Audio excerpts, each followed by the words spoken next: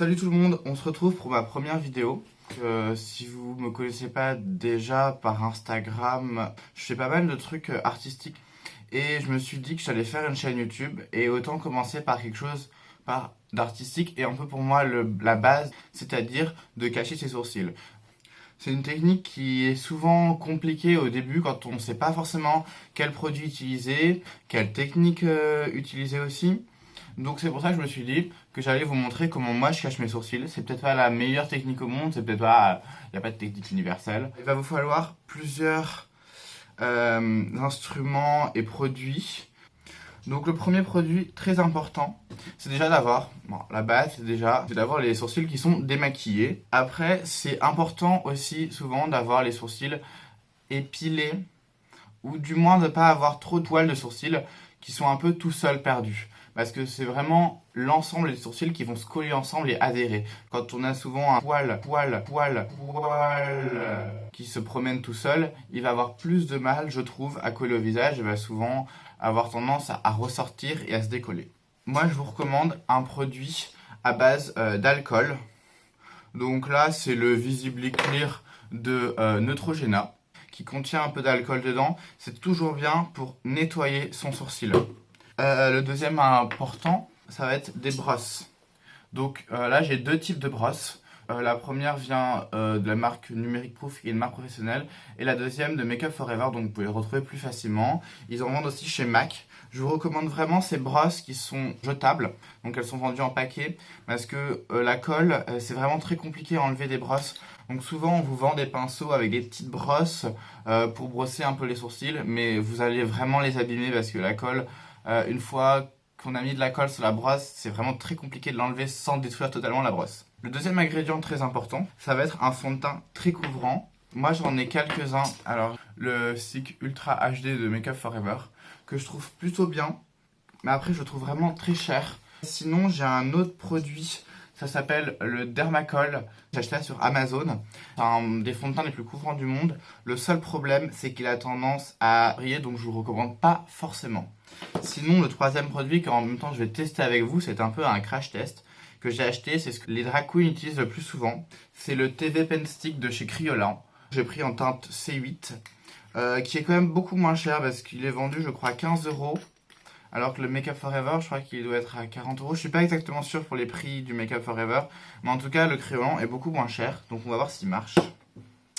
Après, on a besoin d'une poudre libre. Ça, c'est très important. Une poudre libre et pas une poudre compacte parce qu'on va vraiment mettre beaucoup de poudre sur le fond de teint. Comme c'est un fond de teint très couvrant mais aussi très crémeux, il faut vraiment le poudrer. Donc, moi, j'utilise une petite poudre libre. Vous allez n'importe quelle marque, mais je vous conseille pas de prendre une poudre libre translucide. Parce que comme on va en mettre beaucoup, si on met de la poudre translucide et la peau est translucide, elle va quand même donner un effet très blanc. Une houppette aussi. Alors ça, c'est très important. Les gens souvent savent pas à quoi ça sert, ils la jettent. C'est très important pour placer la poudre sur le fond de teint sans toucher le fond de teint. Parce que si on veut le placer avec un beauty blender, on va avoir tendance à prendre du fond de teint en même temps, en enlever et réduire la couvrance. Donc vraiment, la houppette, très important. Le beauty blender aussi pour lui appliquer le fond de teint. Vous pouvez prendre un pinceau, vous pouvez y aller avec vos doigts, mais il faut vraiment être très léger pour pas déplacer le fond de teint. Et le plus important, c'est la colle. Alors la colle, j'en ai testé quelques-unes. J'ai testé la UU. C'est nul, ça fait comme des peluches. C'est vraiment pas pratique. Qu'est-ce que j'ai testé? La colle Scotch, là, la colle qui est transparente et qui est dans un tube vert, ça marche pas du tout. J'ai testé la Prit, elle marche plutôt bien. Sinon, là, j'ai acheté sous les conseils d'un ami, Camille, si tu passes par là, la colle Elmers. Donc je l'ai acheté sur Amazon parce qu'elle n'est pas vendue en France. Et c'est la colle, il paraît que toutes les drag queens utilisent. Et franchement, je l'aime bien. C'est une colle violette. Le seul reproche que j'ai, c'est que je trouve peut-être qu'elle sèche un peu lentement. Donc c'est vrai qu'il faut y aller. Il faut essayer de manier le truc pour pas que les poils arrivent à se décoller avant que la colle sèche. Et donc là, je vous ai listé à peu près tous les produits. Et donc, on va commencer le tuto. On commence. Donc, on commence par vraiment nettoyer le sourcil. Donc je vais faire ce sourcil-là, je pense. Donc je vais utiliser ma lotion. Donc bien sûr c'est pas forcément ultra bon pour la peau. Alors frotte un peu.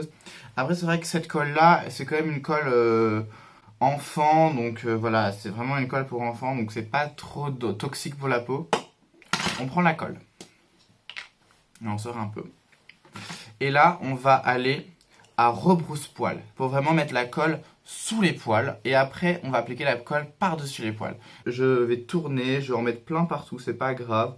Jusqu'au centre quasiment au centre du visage. Et voilà, on en met beaucoup. Alors moi, je fais un sourcil par un sourcil à chaque fois. Pour pas que... voilà, il y a mon cheveu qui s'est accroché. Pour pas que la colle ait le temps de sécher. Vraiment, je prends le temps de faire chaque sourcil. Donc maintenant, je prends mon petit goupillon. Je vais prendre des poils. Et vraiment, je viens les tirer. Et je vérifie comme ça que tous les poils soient bien droits. Et que même, souvent, ce qui est compliqué, c'est les poils qui sont un peu ceux qui sont au-dessus et qui se mettent pas droit dessous. Donc, il faut vraiment y aller. Voilà, mes cheveux qui se prennent un peu dedans. C'est toujours, de toute façon, une étape un peu compliquée. Donc là, ça me paraît plutôt pas mal. Il me reste quelques petits poils à prendre.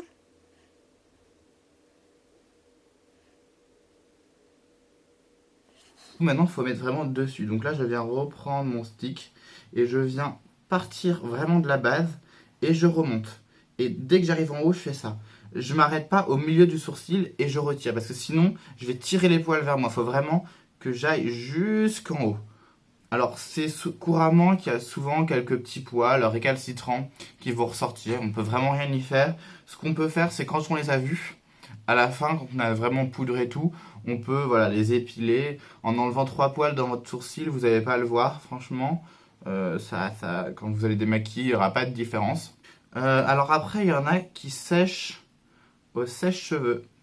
Moi, j'aime pas trop. Si vous le faites uniquement avec la température froide du sèche-cheveux. Parce que si vous faites la température chaude, vous allez faire fondre la colle. Continuez à mettre des couches et à chaque fois, je remonte bien jusqu'en haut. Je ne m'arrête pas au milieu du poil. Et vous avez vu, j'ai quand même des sourcils très denses. Mais voilà, on peut y arriver. Donc là, ce qui est pas mal, c'est qu'en fait, pour vérifier que tout est bien, on se met de côté.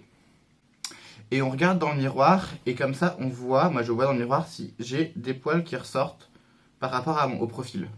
Alors voilà, vous voyez, là, c'est des poils qui sont vraiment au-dessus, qui sont un peu récalcitrants. Je vous dis, les poils qui sont un peu célibataires et qui sont tout petits, les poils qu'on a épilés il n'y a pas longtemps. C'est-à-dire que moi, en plus, j'ai les sourcils qui poussent très, très, très, très vite. Mais alors, je peux vous dire, j'ai pu épiler un poil le lendemain matin, voire 4 heures après, et la repousser à taille maximum. Genre, c'est insupportable. C'est pour ça que je me les épile moi-même d'ailleurs, parce que sinon, je vais tous les jours chez l'esthéticienne et je n'ai pas le budget pour ça. Donc maintenant, je vais laisser sécher un peu comme ça. Donc, j'ai laissé sécher 30 secondes, même pas. Donc maintenant, ce que je vais faire, c'est que je vais poudrer. Alors, il y en a qui mettent directement le fond de teint, il y en a qui poudrent avant. Moi, je poudre, mais légèrement. Là, voilà, c'est juste. Et vous voyez, j'y vais vraiment avec la houppette, parce que la houppette est très légère et elle va déposer la poudre. La poudre, elle va vraiment faire sécher définitivement la colle. Donc maintenant, on va passer à l'étape suivante, qui est l'étape un peu compliquée du fond de teint. Parce que souvent, les fonds de teint, je sais pas, mais j'ai l'impression que comme ils sont un peu gras, ils ont tendance à bouger la colle qui est en dessous, à l'humidifier un peu, voilà, et du coup, j'ai l'impression que la colle, elle rebouge derrière. Donc là, c'est une étape où il faut être quand même plutôt rapide. Donc aussi, un conseil, c'est que quand vous voyez que vous avez quasiment fini votre sourcil, que vous avez mis tout là-dessus, et que vous voyez tout le sourcil qui part un peu bizarre, dans tous les sens, et que vous avez déjà mis le fond de teint, ne essayez pas de mettre de la colle par-dessus, ça ne marchera pas. Soit vous laissez comme ça, soit vous enlevez tout et vous le refaites. Mais si vous mettez la colle par-dessus le fond de teint, ça va se mélanger, ça va partir encore plus n'importe quoi. Donc là, je vais tester. Oula, ça m'a l'air quand même foncé ce qu'elle m'a donné la vendeuse. Mais bon, on va bien voir ce que ça rend.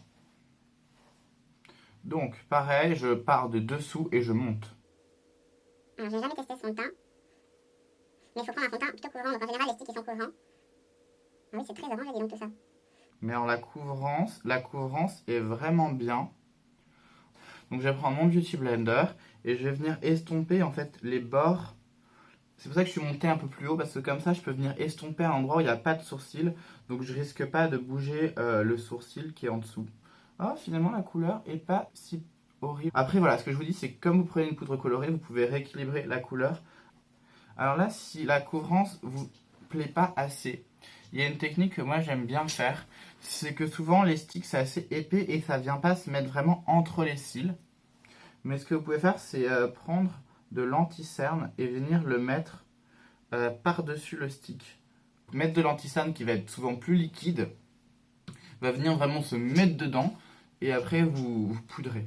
J'aime beaucoup ce fond de teint, dis donc. Ah ouais, j'aime beaucoup. Je préfère même celui-là que le Ultra HD parce que je trouve que le Ultra HD, je trouve qu'on n'est pas trop mal, on n'est pas sur la meilleure couvrance. Donc là, je vais juste rajouter, alors moi je rajoute pas de l'anti-cerne, je rajoute ce Dermacol. Je prends un petit pinceau plat qui venait de la palette de Julius Cosmetics.